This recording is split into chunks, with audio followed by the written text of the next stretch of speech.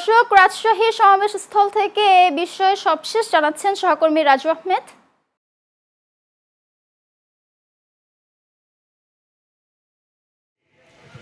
গণভোটের রায় বাস্তবায়ন,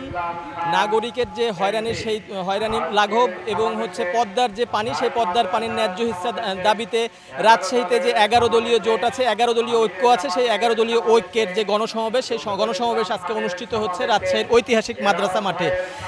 এই ময়দানে আজকে প্রধান অতিথি হিসেবে উপস্থিত থাকবেন জামায়াতের আমির ডাক্তার শফিকুর রহমান, এবং এছাড়াও যেসব অন্যান্য যে 11 দল আছে সেই দলের ভিতরে রয়েছেন যে নাহিদ ইসলাম, এনসিপির আহ্বায়ক, তিনিও উপস্থিত থাকবেন। তো এখানে দুইটা থেকে এখানে প্রোগ্রাম অনুষ্ঠান শুরু হওয়ার কথা রয়েছে। তারা একে একে নেতাকর্মীরা আসছেন এবং রাজশাহী বিভাগের যে 8টি জেলা আছে, সেই 8টি জেলার বিভিন্ন পর্যায়ের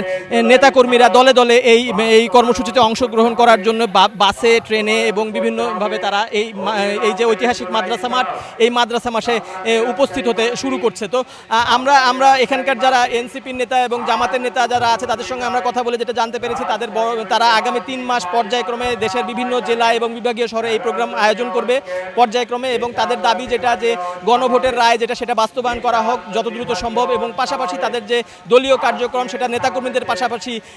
সাধারণ জনগণের কাছে তুলে ধরবেন এবং দলকে সুসংগঠিত করার জন্য তারা এই সমাবেশের মাধ্যমে তারা কাজ করবেন বলে আমাদেরকে জানিয়েছেন। তো রাজশাহীর ঐতিহাসিক মাদ্রাসা মাঠ থেকে 11 দলীয় ঐক্যের যে সমাবেশ হচ্ছে, সেই সমাবেশ স্থল থেকে আমার কাছে এই ছিল সর্বশেষ।